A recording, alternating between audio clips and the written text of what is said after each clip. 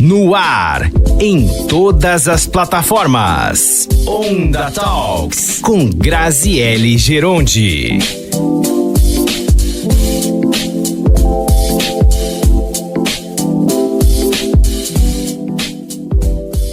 Olá, seja muito bem-vindo a mais um Onda Talks. E eu já começo fazendo os agradecimentos, agradecendo ao VP Glamour por todo o trabalho de cuidar dos meus cabelitos lindos, também agradecendo a Multi Entretenimento por toda a parceria. E você que nos acompanha aqui na Nova Onda Limeira, saiba que você tem vários canais para continuar acompanhando, curtindo nossos conteúdos. Então vamos lá. Você pode nos ouvir pelo Bom e Velho Rádio no 106,3. Também pode acessar os nossos conteúdos pelo YouTube. É só entrar lá, @Nova Onda Limeira. Se inscreva no nosso canal, curta nossos vídeos, isso nos ajuda muito.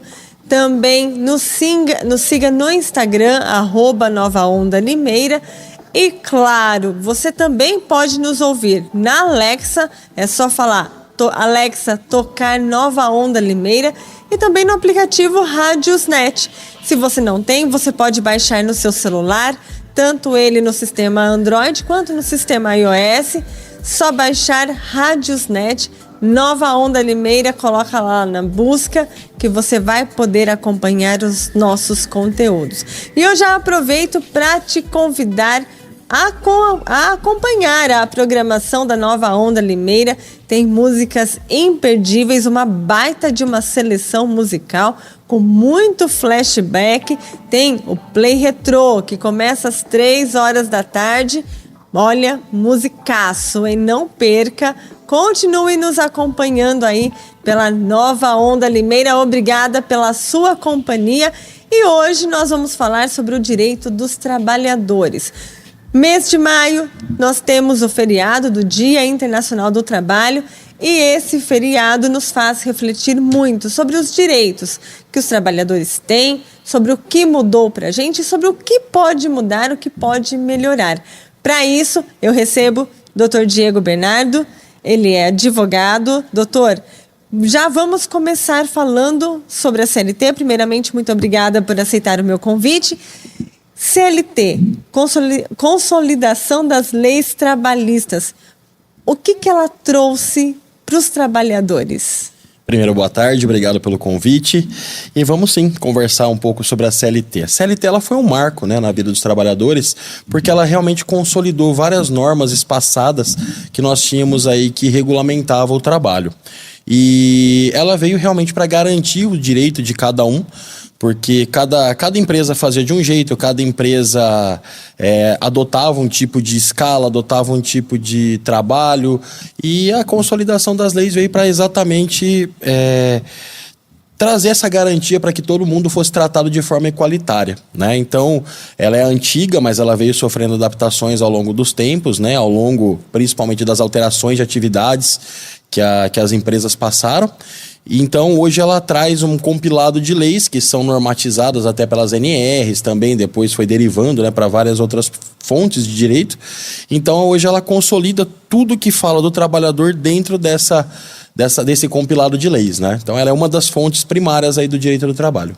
Ela foi muito importante para colocar uma regulamentação e, inclusive, trazer uma rotina para esse trabalhador, né? Porque antes o trabalhador ficava Deus dará praticamente, né, doutor? Imagina, nós viemos de uma cultura que não existia aí a valorização do trabalho, né? Então, cada um cobrava o que queria, cada um pagava o que queria e se tratava o trabalhador do jeito que queria, né? Então, aí você tem até um problema até de preço, né? Então, enquanto uma empresa resolvia pagar bem para os seus trabalhadores para que garantisse o mínimo de dignidade, a outra pagava lá embaixo, então o preço dela era menor. Então, quando a CLT vem e começa a normatizar toda a questão de pagamento mínimo de hora extra, de saúde, de ocupacional, de qualidade de trabalho, aí começou a equalizar as empresas para que elas também pudessem competir de forma igualitária no mercado. Senhor, como advogado envolvido nessa questão, o que hoje dá mais processo trabalhista, doutor? Eu vou dizer pela experiência do escritório, né? Hoje a gente tem lá mais ou menos uns 2.000 processos trabalhistas, e a maior parte deles é hora extra, né? Muito acidente de trabalho, porque ainda muitas empresas negligenciam a questão da segurança do trabalho, utilizam em maquinários antigos, burlam alguns sistemas de segurança para que haja maior produtividade. Então, hora extra, hora de refeição, que muitas vezes a empresa cobra o retorno rápido do trabalhador para o posto de trabalho, porque não tem cobertura, né? Então isso também dá muito problema. E assim, tinha muito no passado a questão de dano moral, ainda tem, né, muito dano moral, mas ele já foi requalificado aí pela jurisprudência, que antigamente se pediam danos morais altíssimos aí na Justiça do Trabalho, e muitas vezes acontecia de juízes condenarem em valores altos. Então, hoje ainda tem muito pedido de dano moral, mas ele foi mais adequado à realidade, né? Então, basicamente é isso, é hora extra, acidente de trabalho, que tem bastante, intervalo de jornada, dano moral. Então, esses são os pedidos mais recorrentes que a gente costuma ver. Então vamos começar falando sobre hora extra, né? Vamos. Que é uma questão muito emblemática e que hoje a gente acaba encontrando ainda muitos problemas, né? Tem lá, empresas pagam hora extra, mas outras empresas colocam no banco de horas. E aí, doutor? Qual pode? Tudo pode ou não pode? Como é que é? Vamos lá, a CLT permite as duas formas de trabalho, tá? Lembra que a CLT é um compilado das leis, mas ainda existem convenções coletivas que são ditadas pelos sindicatos de cada categoria. Então tem alguns sindicatos que proíbem banco de horas, né? Então eu vou dizer de maneira genérica, se a gente for entrar em cada particularidade de cada sindicato, aí a gente não vai conseguir abranger a maior parte das pessoas. É muita coisa, né, muita coisa.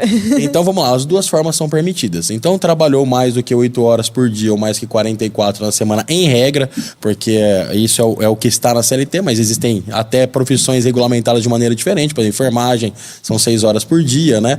Mas a regra é 8 horas por dia, 44 na semana. Então trabalhou mais que isso, hora extra, né? E essa hora extra, ou ela é remunerada, e aí também pela CLT as duas primeiras com acréscimo de 50% da hora normal, então se a hora é 10, passa a ser 15 as duas primeiras, e as duas subsequentes, as duas primeiras, que seriam a 11ª, a 12ª hora de trabalho no dia, elas devem ser remuneradas com adicional de 100%, né? Então é isso que traz a lei. Então as duas primeiras 50% e as duas últimas horas com adicional de 100%. Então, na teoria, se a primeira hora valeria 15, né? A hora normal vale 10. Se a primeira hora valeria 15, depois das 2 horas valeria, então, 20. Exatamente. E as empresas erram muito isso. As empresas geralmente lançam tudo com 50%, não lançam as outras com 100%. E, às vezes, acaba passando batido. O trabalhador também não percebe na hora de confirmar. Então, isso acaba passando muito batido. Às vezes por malícia, às vezes até por falta de conhecimento. Mas acaba muitas vezes passando batido. E na questão do banco de horas? Banco de horas, às vezes a gente vê empresas acumulando aí 100, 200 horas que o funcionário fez a mais e não tem folga, não recebe. Tem um período que vale esse banco de horas, doutor? Temos período sim, que é válido. Então, assim, o banco de horas funciona exatamente dessa maneira. Você vai acumulando horas e aí fica dentro de um banco. Se ele for um banco escrito entre empresa e funcionário, a empresa tem 6 meses para zerar esse banco, ou seja, pagando as horas. Então, se eu fiz uma hora em janeiro e não a paguei até junho, em julho eu sou obrigado a pagá-la em dinheiro, com acréscimo legal, 50%, ou se a convenção coletiva falar qualquer outra coisa, vem o adicional da convenção coletiva. Agora, se ela for prevista pelo sindicato, acordo com o sindicato, a empresa tem até 1 ano para fazer essa compensação. Mas vale lembrar também que em que pese existe essa possibilidade de pagamento de hora extra ou compensação por meio de banco, existe uma coisa muito importante dentro do direito do trabalho, que ela é uma formação doutrinária e também de jurisprudência.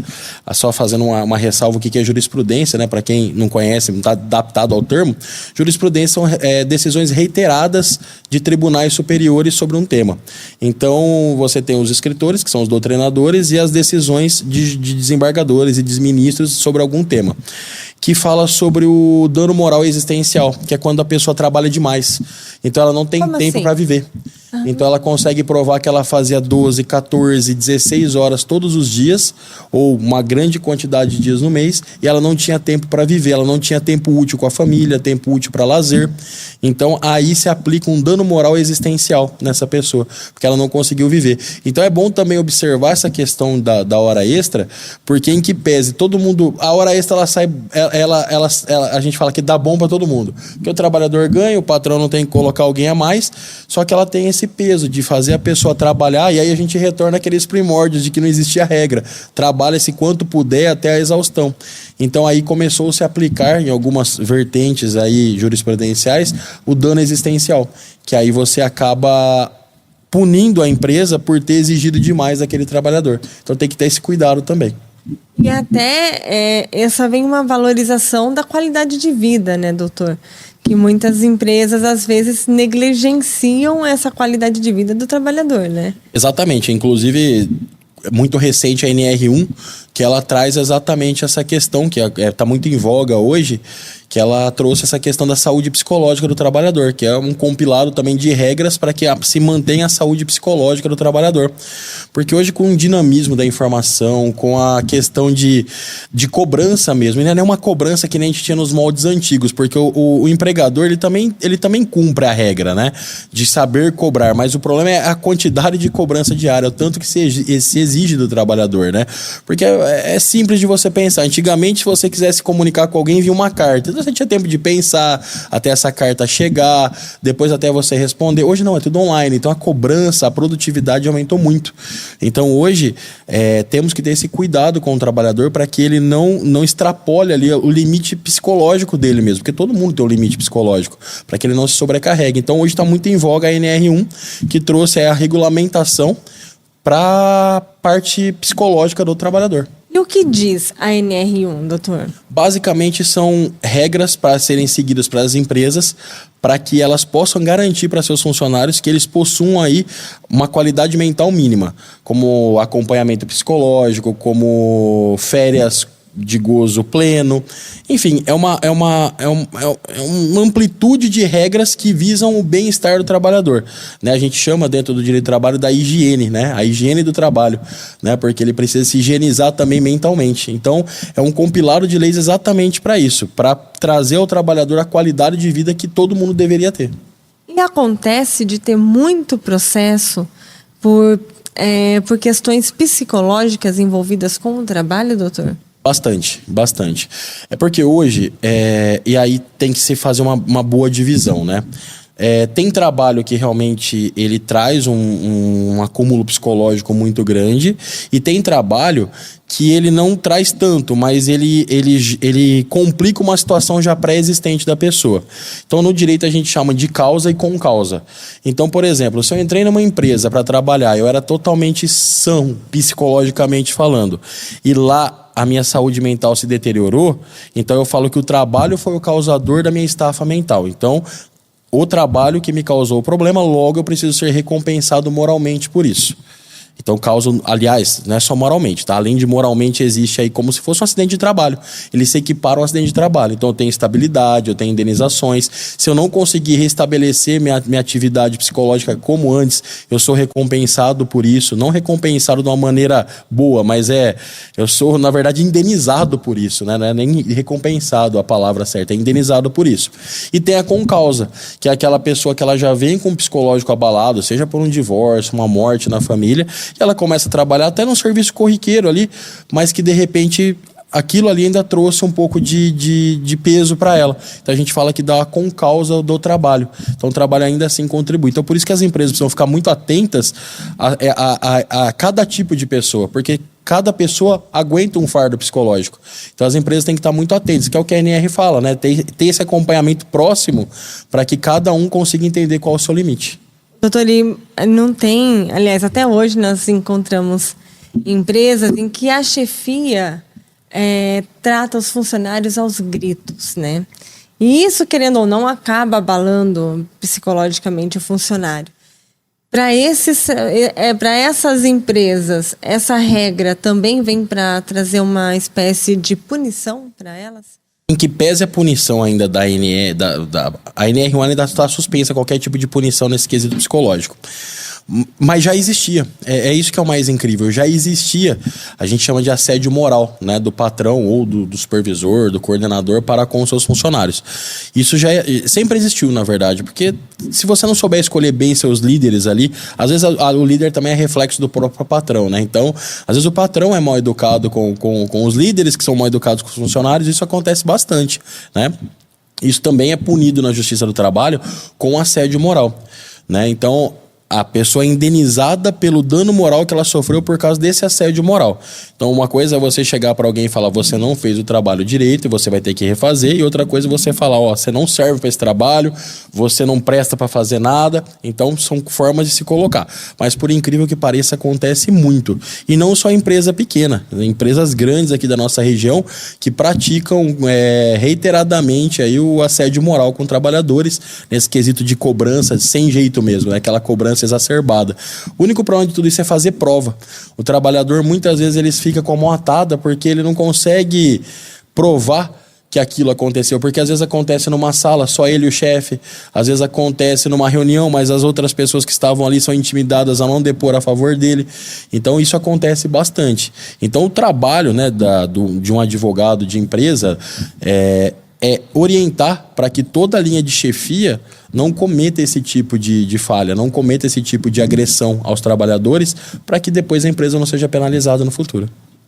E acontece, doutor, também de burnout. Burnout virou a doença da moda, né? O que é o burnout e de que forma que isso entra na Justiça do Trabalho? Assim, uma opinião pessoal, né, que a gente vê no dia a dia.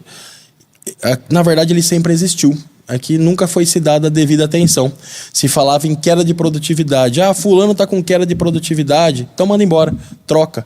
E aí se conseguiu diagnosticar o burnout, que é aquele cara que teve uma sobrecarga de trabalho muito grande e com essa sobrecarga ele acabou se queimando mesmo o seu neurônio ali, né? Então, hoje se tem que tratar e ela é equiparada a um acidente de trabalho. Isso foi muito comum durante a época da pandemia de enfermeiros e médicos. Então, teve um índice muito grande, nós tivemos uma recorrência de processos no escritório muito grande por causa de enfermeiros e médicos que viveram o dia a dia da pandemia, né? Então, todos eles diagnosticados com burnout. E isso, ele é equiparado à doença do trabalho, que é equiparado a acidente do trabalho, que aí gera-se indenizações, geram-se estabilidades. Então, para mim sempre existiu. É que, na verdade, não se diagnosticava. Se falava: esse cara aqui caiu a produtividade, deve estar com algum problema, manda embora e troca. E hoje a lei já vem e ampara esse tipo de questão. Facilita para o trabalhador? Qual parte você diz? De ter a lei amparando em questões de burnout? Facilita muito, mas aí você precisa saber buscar o seu direito. É aí que é o X da questão. O trabalhador ele tem que ter a consciência, e isso também é uma opinião pessoal, eu acho que eu posso exprimir minha opinião pessoal, né? Quando as relações elas são saudáveis, tudo funciona. O que a gente está acostumado a ver são, às vezes, ações trabalhistas sem fundamento contra a empresa. Às vezes a empresa pagou tudo certo e a pessoa entra porque tem aquele jargão de eu vou ganhar sempre, né? Alguma coisa, né? E também já vimos empresas que realmente fazem tudo errado e aí são processadas por isso. Mas se o trabalhador realmente se sentir lesado, se ele se sentir na condição de ter sido menosprezado ou de ter sido negligenciado, o correto é que ele procure um profissional de confiança dele para que se faça uma avaliação de a possibilidade de um processo, né? Então, com um laudo na mão de um advogado, foi diagnosticado burnout aqui. O burnout ele só pode estar relacionado ao trabalho. Então, se você está trabalhando por último na empresa A, com certeza tem a causa ali. E aí sim buscar o seu direito na justiça, né? Mas antes de mais nada, a dica é: não espere chegar nesse ponto, né? Tenta conversar com o seu líder, com o seu supervisor, com o seu patrão, para que você não chegue nesse ponto, porque indenização nenhuma paga a sua saúde mental. É isso que a gente tenta passar, às vezes, para pessoas que nos procuram, né? Se a pessoa procura a gente, né? Até mudando um pouco o foco, mas às vezes a pessoa procura a gente e fala: lá na minha empresa é tudo errado, a máquina é tudo errado, mas daí o patrão coloca lá as coisas, fica difícil a gente trabalhar com aquele monte de aparato de segurança e tal. A gente fala: pensa o seguinte, nada vai pagar um dedo seu, nada vai pagar um olho seu, nada vai pagar um ouvido seu, né? uma audição sua. Então, a questão é a seguinte: seja também honesto com o seu patrão. né? Então, se tem equipamento que você pode utilizar, utilize. Se você tem um psicólogo que você pode recorrer, recorra. Se você tem um líder que te ajuda, diga a ele seus problemas, para que ele possa agir antes que você chegue no ponto de burnout. Porque é uma doença muito complicada, é difícil de sair depois que você entra. Doutor, e aí a ANR1, ela traz várias normas, mas como que a empresa vai fiscalizar? Ela traz isso ou ela ainda deixa muito no ar de como que a empresa vai fiscalizar e ver se o funcionário está bem ou não psicologicamente? O que a ANR traz é para que as empresas se atentem aos aspectos psicológicos dos funcionários, né? É trazer aí argumentos para que a empresa possa questionar o funcionário de como é que está a saúde mental dele, né? E consiga no dia a dia fazer a mensuração disso. É claro que isso é muito subjetivo, porque cada pessoa reage de uma forma quando exposta ao estresse psicológico, né? Mas ela pede para a empresa que revise todos os cargos que tem ali uma pressão às vezes sobre-humana, né? Ela enfatiza que a empresa ela tem que identificar o risco de cada tipo de profissão. Não só agora mais o risco físico, mas o risco psicológico, né? Porque antigamente você podia ali tem um risco ergonômico. Tudo bem, você sabe que a pessoa vai ter que carregar peso todo dia, toda hora.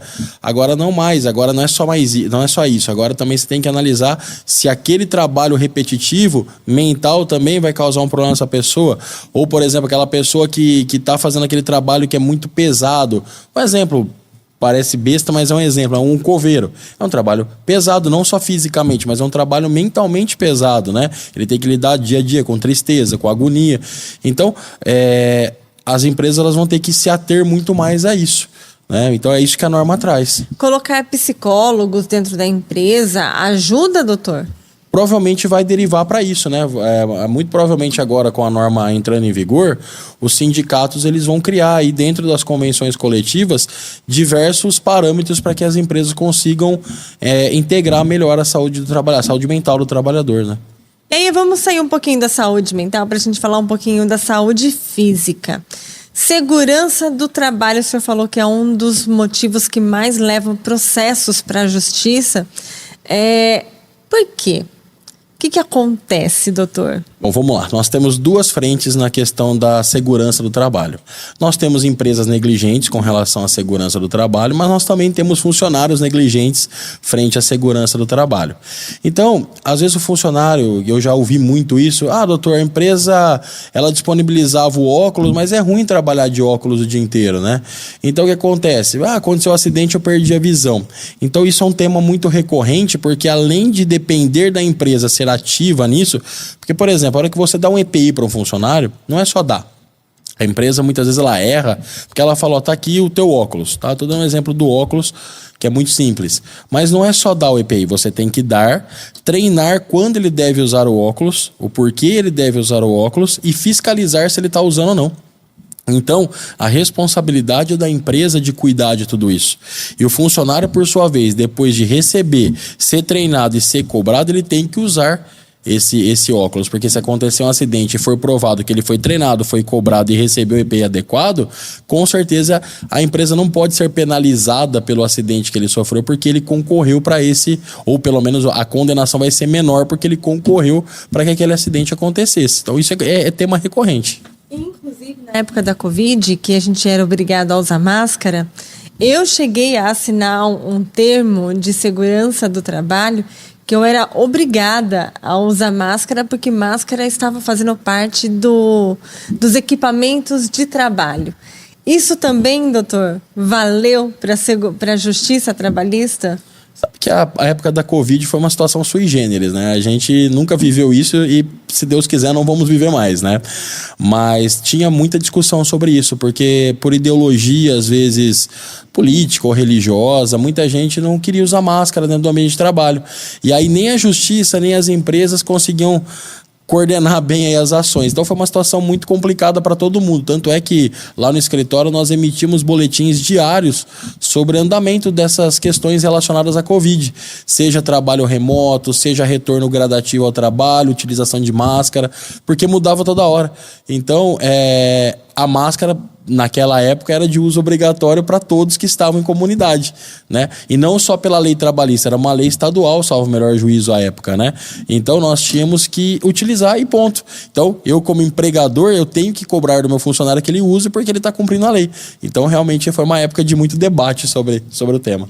E aí, hoje, né, nessa questão de segurança do trabalho, se o funcionário não usa, se o funcionário se recusa a utilizar o equipamento, ele pode ser mandado embora por justa causa, doutor? Sim. Todo dia no escritório chega demanda desse tipo, a empresa questionando a gente. Ela fala, eu dei o EPI, eu treinei e agora cheguei lá, o rapaz está sem avental, a moça está sem o sapato de segurança, né? E aí o que a gente recomenda? No direito do trabalho, você tem a questão da graduação da pena. Então, você não pode simplesmente do dia para a noite chegar para a pessoa e falar, você não usou o EPI, eu vou te mandar embora agora. Não é assim que funciona. Então, por exemplo, uma coisa é, eu não estou utilizando um óculos nesse momento, então eu vou ser advertido. Então, você vai dar uma advertência escrita ou verbal para esse funcionário. Não usou de novo, aí você vai graduando a pena. Ou eu vou dar uma outra advertência, ou já vou suspender. Agora, se ele for recorrente desse tipo de situação, aí no último caso, que a gente chama da pena capital no direito do trabalho, é a dispensa por justa causa. E a dispensa por justa causa, sim, também é um tema muito recorrente na justiça do trabalho, mas muito. Por quê, doutor? Porque ela também é muito subjetiva, né? Eu até brinco, né? Às vezes a gente dá algumas palestras sobre isso. Por exemplo, dormir no trabalho dá justa causa? O que você acha? Depende. Do quê? Se afeta ou não o trabalho, por exemplo? Exatamente. Veja só, eu não tenho uma regra para aplicação da justa causa. Por exemplo, se um contador dormir no trabalho, não vai acontecer muita coisa. Ele vai dormir, alguém vai chegar, vai acordar, ele pode ser advertido por isso. Se ele dormir todo dia, ele pode ser mandado embora por justa causa, porque ele está dormindo todo dia. Agora você imagina um vigilante dormindo no trabalho, que ele tinha obrigação de vigiar a propriedade de terceiro. Então ali naquele momento ele foi extremamente negligente. Então naquele momento você pode pular toda essa graduação e já aplicar a pena capital. E quando eu falo, quando eu dou essa opinião, é uma opinião minha, pode ser que o juiz lá entenda que ele dormir também não seja tão ruim, como eu já vi acontecer. Do juiz falar assim, é inerente ao ser humano dormir. Então foi um lapso. Então veja como que é complicado a justiça do trabalho no sentido de interpretações. Então a gente sempre tem que analisar o caso concreto. Então um contador dormir ali em cima do papel e alguém chegar e dar um cutucãozinho para ele acordar é uma coisa. Agora um vigilante dormir no trabalho e alguém invadir um condomínio, um prédio, é muito mais grave, né?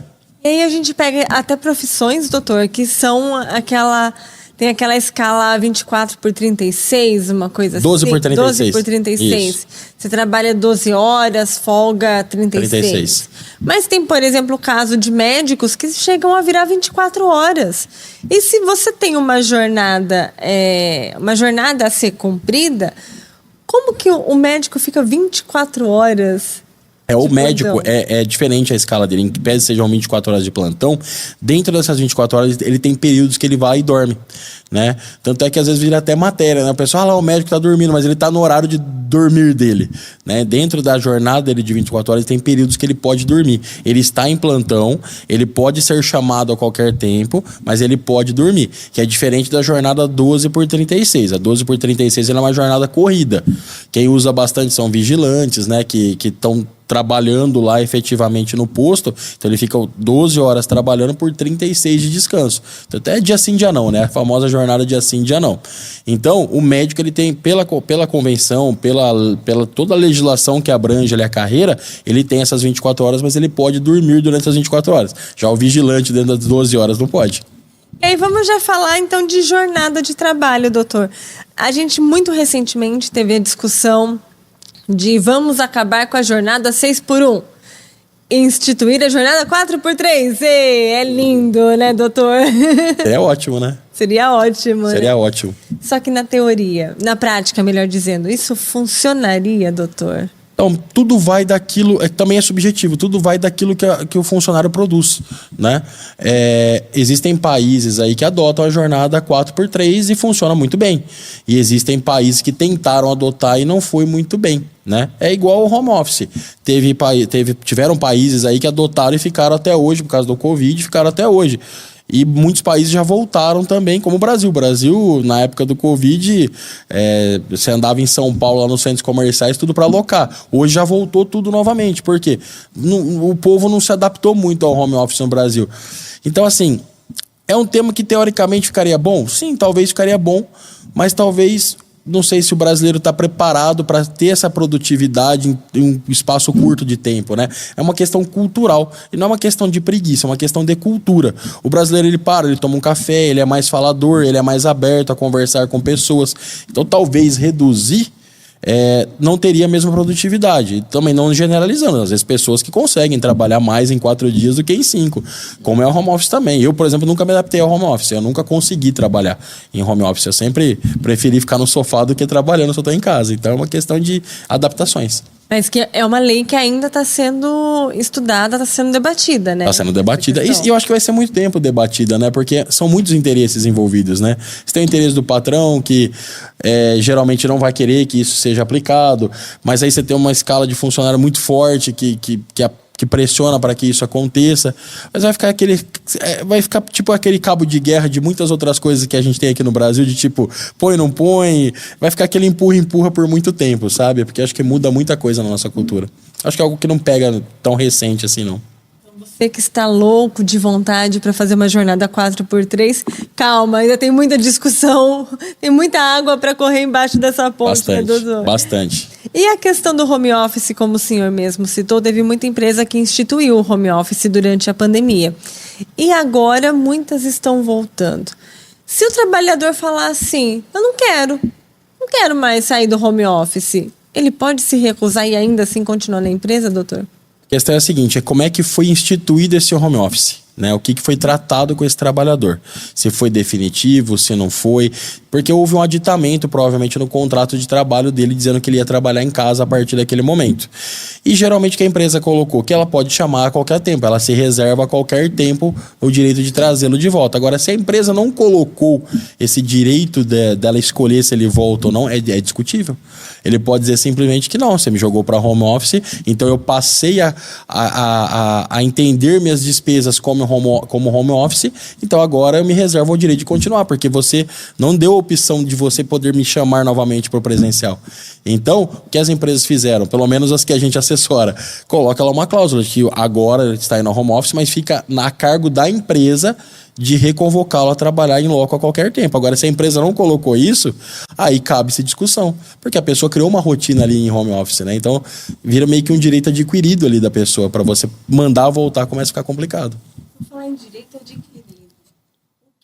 O que é direito adquirido, doutor? É uma pauta boa também. Direito adquirido é o seguinte, é quando você dá alguma coisa para o funcionário e depois você quer tirar isso dele depois, tá? Nós tivemos a reforma, né, da CLT há pouco tempo atrás, e 2017, salvo o melhor juízo, e meio que cortou esse direito adquirido, mas ainda assim juízes, eles continuam aplicando essa questão. É quando você dá um benefício e depois de um tempo não é um benefício nem sempre financeiro, tá? É algum tipo de situação que você permitiu, mesmo que tacitamente, mesmo que sem nada escrito, e depois você queira retirar. É meio que como se você tivesse essa questão do tipo, agora eu não posso mais mexer porque eu já me adaptei a essa nova situação. Então o direito adquirido é exatamente isso. A lei anterior dizia que existia formalmente o direito adquirido. Até tinha lapsos temporais para considerar direito adquirido. Depois veio e se cortou isso formalmente, mas ainda assim se aplica no caso concreto até hoje. Um exemplo besta, tá? Você ganha hoje um adicional aqui de função porque você troca o cafezinho mais do que os outros. Um exemplo subjetivo, tá? Só que faz 20 anos que eu tô na empresa ganhando esse adicional. Então todas as despesas, elas estão baseadas nesse adicionalzinho ali. Então, é discutível pelo tempo que se transcorreu de que eu recebia isso.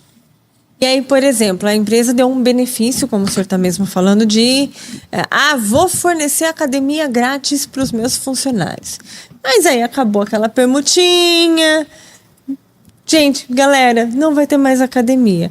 Vira a direito adquirido? Então, hoje com a nova lei é muito mais difícil você configurar isso. Principalmente quando é um benefício mais vinculado ao financeiro direto, tipo um vale-refeição que você quis dar, né, um auxílio transporte. Hoje está muito mais complicado você configurar isso. né? Mas antigamente era batata. Depois que você dava, todo mundo falava, né? Depois que você dá, você não pode mais tirar.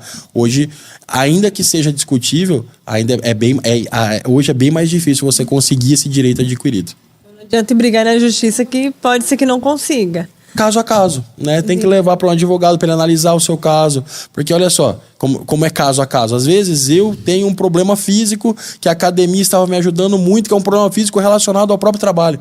Então veja como que é o caso a caso, entendeu? Então o ideal é que sempre que tiver dúvida, procure mesmo um profissional para que possa entender se dá para aplicar ou não o direito adquirido. Ô, doutor, e aí a gente tem ainda muitas outras questões, muitas outras dúvidas, né, dos funcionários, por exemplo, em relação à mudança de função. Mudei de função, mas tem que ser mandado embora, doutor? Para assumir uma nova função? Dentro da mesma empresa? Dentro da mesma empresa? Não, nem pode, né? Porque você continua no seu contrato de trabalho, né? Então, o que vai fazer é mudar o seu cargo. Então, se você era operador de máquina e passou a ser operador de sistemas, vai mudar o seu cargo, mas você não precisa ser mandado embora para isso. Vai alterar-se o cargo. E também não necessariamente precisa se alterar o salário. Se você está numa hierarquia, se você passa de operador 1 para operador 2, por exemplo, aí tudo bem, você vai ter um acréscimo de salário. Agora, se você é operador de máquina e passou a ser chefe de almoxarifado, pode ser que o salário dos dois seja igual, né? Porque são áreas distintas. E aí você pode alterar o cargo sem alterar o salário. Então isso acontece, mas a regra é não mandar embora para poder E se promover. você muda a pessoa de função, mudou o salário dela, ela passou a ganhar mais, tudo, mas aí a pessoa não se adaptou, aí você fala assim, eu vou voltar ela para a função anterior. Por causa da pessoa é legal, vou voltar ela para a função anterior e vou diminuir o salário. Não pode. Aí é um princípio constitucional, chama irredutibilidade do salário. Então a Constituição Federal, que é a lei máxima do nosso país, fala que o salário ele nunca pode ser reduzido. Então se a pessoa foi para um cargo que o salário é maior, mesmo que eu queira rebaixá-lo de cargo, eu não posso... Um exemplo, tá? Eu virei líder de produção. Salário de R$ 3 mil por mês. Mas não me adaptei como líder de produção. Eu não posso agora te voltar para a produção normal e rebaixar seu salário para 2. Eu não posso. O que eu posso fazer é te remanejar para dentro do escritório, por exemplo, para trabalhar lá de auxiliar administrativo pelos mesmos 3 mil. Mas eu não posso rebaixar os seus 3 mil de carteira. Então, o salário é sempre irredutível. Doutor, para o empregado, né, que está vivendo tudo isso, procurar sindicato, procurar advogado, onde que ele vai para tirar as dúvidas, doutor? Porque, querendo ou não, pelo que a gente está conversando aqui, são muitas questões e toda hora a lei trabalhista ela muda, né? Como fazer, doutor? E não é só a lei, né? O entendimento do juiz do trabalho, né? Das instâncias superiores do trabalho muda a todo tempo. A recomendação sempre é a seguinte: tanto a empresa quanto o empregado é procurar o sindicato, porque o sindicato ele triangula a relação entre empresa e funcionário. E o sindicato fica aqui tentando balizar aquilo tudo.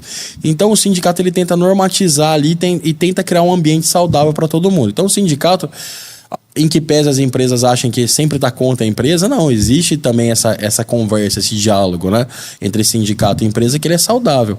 Então, buscar o sindicato é uma saída, porque o sindicato vai dizer exatamente o que fala a convenção coletiva, que é a norma que se aplica àquela referida profissão, e também um profissional do direito. Por quê?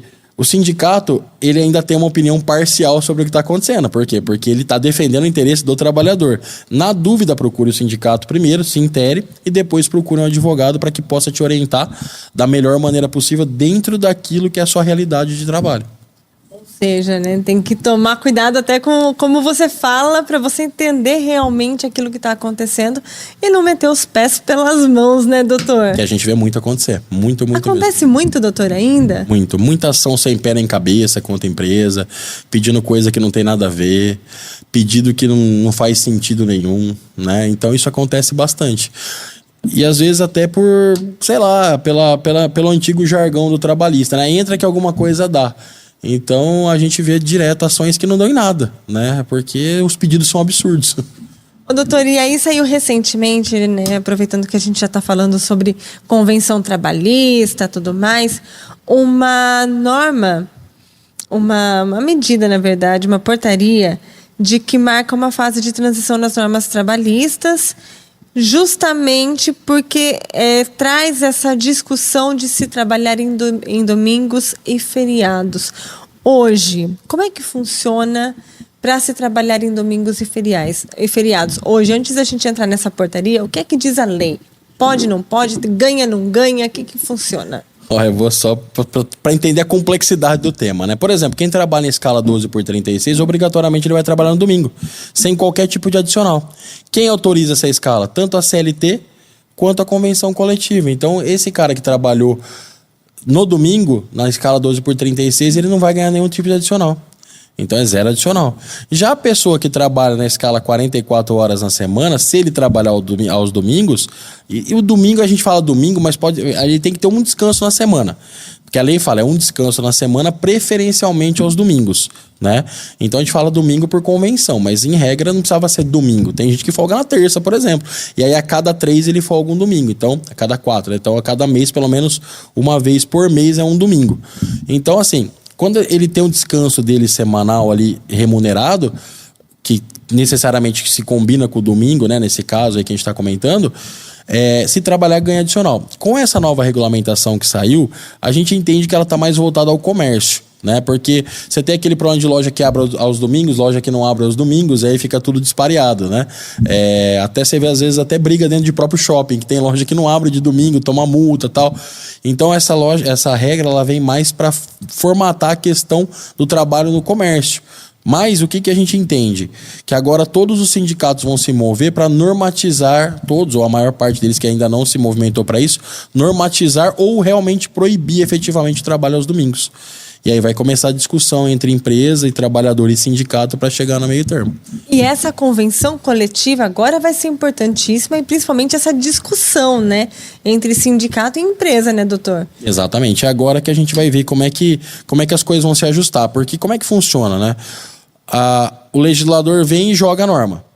Só que aí a norma ela é muito abrangente, né? Ela é muito ampla. Não tem como eu normatizar tudo de uma forma só. Eu tenho que ver a particularidade. Então agora todos os sindicatos pegam isso e começam a rodada de negociação ali entre sindicato, empregado e empresa para que possam chegar num consenso de como normatizar ou de fato proibir ou remunerar melhor o domingo. Alguma coisa nesse sentido, que é o que eu imagino que vai acontecer. Hoje, quem trabalha aos domingos e aos feriados tem que receber 100%. Depende. 12/36 não. A regra é. A regra é. Mas, por exemplo, uma escala doida. A pessoa ela pode ter folgas às terças-feiras, trabalhar todos os domingos e um domingo por mês folgar o domingo. Ok, ela teve o descanso semanal remunerado dela, a convenção não proibiu o trabalho aos domingos, ela pôde trabalhar aos domingos e ela teve o descanso de um dia na semana. Se ela trabalhasse na terça-feira, ela ganharia a terça-feira com 100%. Porque ali seria o descanso dela. Entendeu? Então, olha como que é complexo. Não é tão linear assim. Então, por isso que eu falo, tem que estudar caso a caso. Mas vamos colocar a jornada mais tradicional, né? Domingo 100%. Domingo 100%. E feriado 100%. Feriado também 100%. Uhum. E aí, quando a pessoa trabalha no domingo e no feriado e é banco de horas? Aí também depende da convenção. Tem convenção que fala que é 1 para 1. Então, eu trabalhei 8 horas, eu tenho 8 horas de banco. E tem convenção que fala, se eu trabalhei 8 horas, são 16 horas de banco. Entendeu? Então, aí tem que se analisar a convenção para saber como é que isso vai ser aplicado. Ou seja, essa portaria nova que está vindo, ela traz uma discussão ainda mais complexa, né, doutor? Exatamente. Vai virar um desdobro aí agora entre sindicato, empresa e empregado. Isso aí vai ter bastante discussão ainda. Né? A portaria vem, joga no ar e agora as empresas e os sindicatos vão tentando se adequar ao que vem na lei. Até fala aqui, ó, que essas novas regras exigem que as empresas negociem previamente com os sindicatos e que essa negociação é essencial para garantir que os trabalhadores recebam compensações justas, como pagamento adicional ou folgas compensatórias. E essas compensações justas, hoje, elas acontecem, doutor? Tem convenção, por exemplo, que fala o seguinte: se eu trabalhei o domingo, além de eu ganhar os 100% do domingo, eu ainda ganho mais uma folga durante a semana. Então, por exemplo, trabalhei o domingo, eu posso escolher um dia na semana para folgar. Porque a gente tem que lembrar que a semana começa aos domingos, né? Então, de domingo a sábado. Então, se eu trabalhei no domingo, ganho 100% do domingo, ainda posso escolher um dia, segunda, terça, quarta, quinta, sexta ou até sábado para folgar. Então, A portaria, eu entendo que ela tá falando mais ou menos isso, que é o quê? Hoje tá meio bagunçado. Hoje tem gente que só paga 100%, porque a convenção autoriza. A 12 por 36 não ganha nada. Então, o que a portaria vem e fala? Peraí, vocês têm que agora conversar para fazer alguma coisa um pouco mais justa. Então, eu entendo dessa maneira. Agora, que vai ser decidido entre empresa e sindicato, a gente vai ter que ainda esperar cenas dos próximos capítulos. E o trabalhador de cada setor vai ter que acompanhar, né? Porque cada sindicato vai ter uma forma diferente de agir. Exatamente. Cada profissão é uma particularidade. Então, cada trabalhador vai ter... É por isso que é importante procurar o sindicato. Tanto o trabalhador quanto a empresa é importante procurar o sindicato, porque tem o sindicato patronal, né? Tem o sindicato dos trabalhadores e o sindicato das empresas. Eles conversam para chegar numa norma. Então é importantíssimo que as empresas procurem o patronal, os trabalhadores ou o sindicato dos trabalhadores para que eles consigam entender o que está sendo aplicado ali no dia a dia deles. Recentemente até veio uma... Recentemente, digo aí coisa de uns 10 anos talvez, um pouco mais. Veio até uma decisão de que o trabalhador poderia se recusar a pagar a contribuição sindical, que já vem descontado ali no lerite normalmente, sem você nem muitas vezes pedir, né? Quando ainda assim o sindicato tem essa contribuição, ou melhor, quando ainda assim o funcionário tem essa contribuição descontada, mas que ele se recusa a pagar, que ele pode assinar lá a cartinha falando, olha, eu não quero que seja descontado do meu olerite, do meu salário, a contribuição para o sindicato. Ainda assim, ele pode recorrer ao sindicato para tirar dúvidas, doutor? Não. Aí o sindicato vai barrá-lo porque ele não é sindicalizado, né? Agora, a norma que o sindicato colocou para aquela profissão, ele pode se fazer valer. Não é porque eu não pago o sindicato que eu não posso me fazer valer, por exemplo, de horas extras em vez de 50% a 60% que prevê na convenção. Porque eu não sou sindicalizado, mas a convenção se aplica a mim. Né? E essa questão da contribuição foi uma baderna nos últimos anos, né? Porque com a reforma antes da reforma trabalhista, era obrigatório o trabalhador contribuir ou ele tinha que fazer a carta de oposição. Aí depois, com a reforma trabalhista, a regra era não contribui. Se você quer contribuir, você tem que fazer a carta dizendo que você quer contribuir. E agora, recentemente, mudou de novo. Agora, para você não contribuir, você tem que fazer a cartinha para não contribuir.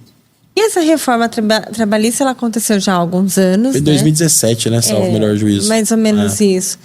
Que mudanças que ela trouxe na CLT lá de 1945, doutor? 42. 40 e poucos. Guaraná com rolha, né? 40, né? Ela trouxe diversas inovações, a questão do direito adquirido, a questão do banco de horas. Ela trouxe diversas inovações, né? Mas ainda ficou aquém do que os profissionais de direito esperavam, né? Não trouxe ainda muitas modernizações que a gente gostaria que trouxesse. E o que faltou? Ou o que falta ainda, doutor? Na minha opinião, tá? É muito pessoal isso, mas eu acho que ela traz muita regra, mas não normatiza nada no final das contas, né? Porque fica tudo muito na subjetividade, entendeu? A atividade do juízo trabalhista hoje, ela vai além do que a lei diz. Então, exemplificando, às vezes a lei fala que isso aqui é preto com azul, mas o juiz, no caso concreto, ele tem ainda, pela quantidade de normas, interpretar que esse azul não é bem aquele azul, é um azul mais marinho, não é um azul claro. E aí você não passa essa segurança nem para o trabalhador e nem para a empresa. Por exemplo, tem o caso no escritório que a empresa é a mesma, só muda o trabalhador. A função era parecida, há colegas de cargo, um juiz decide A e outro juiz decide B. Então você vê que é interpretativo. Então a lei ela tá muito ampla e ainda cabendo muita discussão e muita interpretação. Então, o que na minha concepção faltou foi enxugar, simplificar e cortar um pouco da atividade dos juízes, né? Fazer o juiz julgar de acordo com o que está no papel. E para isso o papel ele tem que ser mais direto e não deixar muito abrangente que nem está hoje. E ainda continua muito abrangente. E o senhor, na sua opinião, vê uma possibilidade de mais mudança nessa lei trabalhista? De vir uma nova reforma trabalhista? Provavelmente, né? Até porque a gente está evoluindo muito rápido, né? A gente está evoluindo 10 anos em um, né? A tecnologia, então vai mudar muita coisa ainda. A questão da inteligência artificial, como isso vai ser visto perante a justiça do trabalho, porque isso vai substituir muita gente, né? Pelo trabalho intelectual. Eu tenho, por exemplo, clientes no escritório que hoje, em vez de contratar editores para para editar livros. É a inteligência artificial que faz. Em vez de contratar escritores, ele faz um compilado de vários livros pela inteligência artificial e escreve um livro novo. Então, talvez isso cause um impacto a curto prazo. Quando eu digo curto, é questão de 10 anos, né? Porque para a lei 10 anos é muito pouco, né? Num lapso temporal aí de lei, é muito pouco, considerando que um processo às vezes demora 5, 6. Então, eu acho que num curto espaço a gente vai ter outra reforminha assim para dar uma ajeitada um pouco melhor, principalmente na questão tecnológica. E essa questão da inteligência artificial veio para impactar diretamente o trabalho, né? Há risco, doutor, de profissões, na sua opinião, como advogado, né, obviamente, há risco de profissões sumirem por conta da inteligência artificial? Inclusive do advogado, né? Inclusive do advogado. Então, no escritório, a gente já tem vários debates sobre isso, que no futuro escrever uma peça jurídica não vai ser difícil. Porque a inteligência artificial vai fazer. E vai fazer muito melhor do que um advogado. Porque ela pode pegar uma infinidade de banco de dados e transformar na melhor peça. Então a gente vai ter que se reinventar enquanto advogado, né? A gente vai ter que trabalhar mais prevenindo o risco, mais no aconselhamento do empresário, do empregado, do que efetivamente no processo. Então eu entendo que sim, lógico, isso vai existir a blindagem também, que você não pode também deteriorar toda uma sociedade em prol de máquina, né? Então vai existir uma blindagem, óbvio, né? Como existe, por exemplo, dos frentistas. Você sabe que nos Estados Unidos você não tem frentista. Aqui no Brasil só tem frentista porque é proibido você tirar o frentista. Porque seria muito mais cômodo você chegar lá e passar um cartão, não tem... Porque o frentista é uma profissão que emprega muita gente, paga-se relativamente bem para um frentista, né? Cobrador de ônibus, lembra? Teve uma discussão muito grande sobre tirar e não colocar cobrador de ônibus. Por quê? Porque você vai impactando em segmentos que empregam muita gente. Então, esse tipo de blindagem vai acontecer, mas até quando isso vai se segurar, eu não sei. Porque realmente acho que vai impactar bastante. Existe lei para essa questão dos frentistas, doutor? Não sei te dizer se é lei, mas existe uma regulamentação, né? Existe ali uma convenção que impede que você coloque bombas automáticas. Entendeu? Porque senão pro dono do posto seria excelente. Por que até então não fizeram? É só você importar a tecnologia dos... Eu não sei te dizer, mas existe, porque senão já teriam trazido e implementado aqui. É muito mais fácil. É muito mais fácil, porque o frentista ele ganha um salário legal, né? Legal, assim, na média do brasileiro, um salário muito bom. Mais o adicional de periculosidade, porque ele trabalha perto da bomba de combustível, né? Então, assim, seria muito mais cômodo pro dono do posto trazer uma bomba que faz sozinho, que nem nos Estados Unidos. Né? Mesma coisa do cobrador de ônibus. Foi uma discussão violenta. Só que chega num ponto que você não consegue mais segurar a tecnologia, né? Então vai ter que virar essa guerrinha. Novas profissões vão ser criadas, né? É inevitável que com o tempo profissões acabem, profissões comecem, né? Hoje você não tem mais datilógrafo, né? Mas em compensação você tem a pessoa que é o youtuber, que há 10 anos atrás você não sabia o que era. Então são coisas que vão se adaptando ao longo da sociedade. E até uma questão de jornada de trabalho também, né? Dessas profissões novas e que muitas vezes envolvam a inteligência artificial.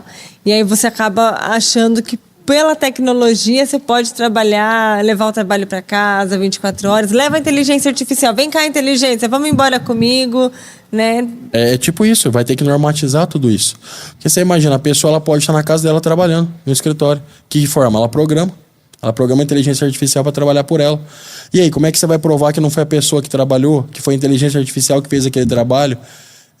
É muito complexo. Então, eu acho que vai ter que ter uma reformazinha aí para começar, não só de inteligência artificial, mas de toda a tecnologia que a gente está vendo ser implantada. Carros que dirigem sozinho. Vai acabar motorista. Porque daqui a pouco não é só carro, é caminhão, é ônibus, né? É muito mais, teoricamente, né? Muito mais seguro você ter um robô dirigindo do que um ser humano. Né? O índice de dar problema num robô é menor do que dar problema num ser humano, entendeu? Então, você imagina se acabar com a categoria dos motoristas de caminhão, por exemplo. É uma categoria muito forte, né? E nos Estados Unidos, por exemplo, salvo o melhor juízo, a Mercedes do Brasil já usa na sede dela em São Bernardo, salvo o melhor juízo, um caminhão que ele anda sozinho. Ele carrega sozinho dentro da empresa, né? Então ele carrega num lugar e descarrega outro dentro da empresa, porque a empresa ele pode fazer isso sozinho, sem motorista. Porque é muito mais barato fazer isso aí do que deixar um motorista ficar guiando dentro da minha própria empresa. Até porque muita gente já fala que um dos maiores custos dentro de uma empresa é a mão de obra, né, doutor? É a mão de obra, com certeza. Hoje a mão de obra ela consome demais dentro de uma empresa. Consome principalmente acho que por causa dessa baderna legislativa, sabe? Porque às vezes a empresa paga mais, às vezes paga menos sem saber que está pagando a menos, aí toma uma invertida na Justiça do Trabalho, porque nem sabia que estava pagando errado, porque é tanta regra que às vezes é difícil para o contador, é difícil para o advogado, é difícil para todo mundo entender tudo que tem que fazer. Então às vezes a empresa vai lá e faz, ó, isso aqui custa para mim com tudo R$10. Só que ela esqueceu ou não viu que tinha lá uma cesta básica que tinha que pagar para o funcionário. Então não era mais 10, já era 11. Então ela vendeu com lucro menor do que ela esperava. Então hoje a mão de obra demanda muito, muito dentro da empresa. E também existe uma questão de, tipo, um funcionário que hoje custa R$1.000, com a CLT ele acaba custando o dobro? Depende. Por conta de encargos trabalhistas? Depende do regime tributário da empresa. Então, por exemplo, a empresa que está no Simples não chega a custar o dobro. A gente fala para fazer uma média aí de 40% a mais. Agora, uma empresa de lucro real, uma empresa de lucro presumido, aí chega próximo do dobro mesmo. Né? E por que, doutor? De tanto encargo que tem, como é que funciona exatamente isso na prática? Porque às vezes o trabalhador não tem noção, essa de noção, como é né? que é.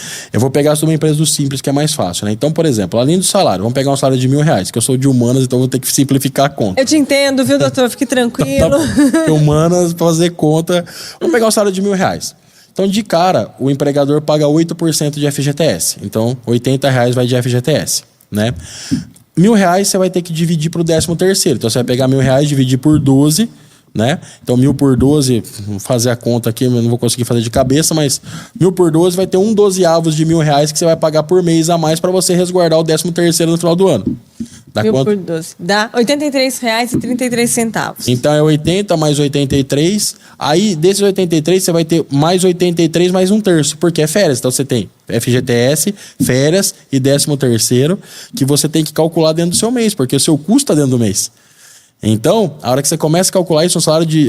Coloca mais 33,33%. 33%? É. Vamos lá, aqui, pronto. R$111. Mais 83, que é o que você calculou. Mais 83. Mais 80 de fundo de garantia. Mais 80 de fundo de garantia. Então, de cara, 274. um salário de 1.000 já vira 1.274. Aí você tem o quê? Aí você tem o vale transporte. Aí você tem o vale refeição. Aí você tem a cesta básica. Então, a hora que você soma tudo isso, você fica ou próximo de 50%, né? Você não chega a dobrar no caso do Simples, tá? No caso, estou fazendo uma conta numa empresa simples. Agora, numa empresa de lucro real, você tem INSS, que você tem que pagar a cota do patrão, mais um monte de encargo indireto. Então, a hora que você vê, numa empresa de lucro real e presumido, chega próximo do dobro mesmo. Doutor, e aí a empresa que não repassa, por exemplo, o pagamento de FGTS, que eu já vi acontecer, dá um problemão para a empresa, né? É raro, mas acontece todo dia, né? É assim, ó, o que acontece? Quando não existe o pagamento do FGTS, por exemplo, o funcionário ele pode pedir a rescisão indireta do contrato de trabalho. É como se ele aplicasse uma justa causa na empresa. É como se a empresa estivesse mandando ele embora sem justa causa, porque a empresa não cumpriu com a função dela de pagar o FGTS. E acontece bastante, tá? E é importante o trabalhador ficar atento, porque ele tem um período para reclamar do FGTS não pago, que são 5 anos. Então, às vezes, ele fica 10 anos na empresa e a empresa não pagou desde o começo. Então, ele só pode pedir os últimos 5 quando ele sai. Então, é bom ele sempre acompanhar o extrato para saber se está sendo pago ou não. Olha só, bem interessante isso, que às vezes a gente não tem nem noção, né? Só espera cair o FGTS. Nem acompanha, né? Nem acompanha. Da mesma forma o INSS, né? O INSS ele é um pouquinho mais complicado, por quê? Porque o INSS ele é descontado do funcionário. E a empresa tem a obrigação de descontar e repassar ao INSS.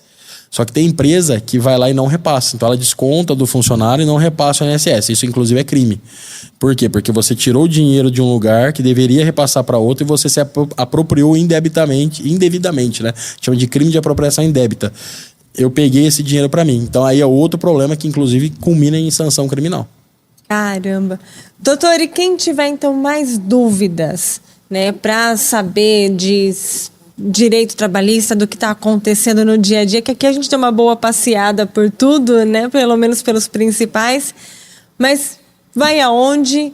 Qual o primeiro passo? Discute com o patrão, não discute? O que faz, doutor? O que eu indico, a primeira coisa é se inteirar de quais são os seus direitos, né? Ler, descobrir qual é o seu sindicato, analisar a sua convenção coletiva, olhar seu olerite sempre que chega para saber se está tudo pago ou não. E aí, no segundo momento, já armado, né, no bom sentido das informações, aí sim chegar pro patrão e falar: pô, patrão, lá na minha convenção coletiva, fala que a minha cesta básica é de 150, o senhor paga só 130, né? O que tá acontecendo e tal? Ter esse argumento. Mas na dúvida, sempre procurar ou um sindicato ou um profissional de direito que possa auxiliar e dar os melhores caminhos. Perfeito, doutor. Muito obrigada por ter aceito o meu convite. A gente já está chegando aqui no nosso final de tempo. Foi muito esclarecedora toda essa entrevista.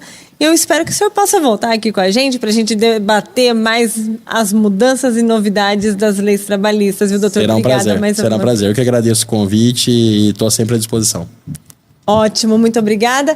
E você que está nos acompanhando, espero que a gente possa ter te ajudado a resolver lá aquela pendenga que você está com o seu patrão.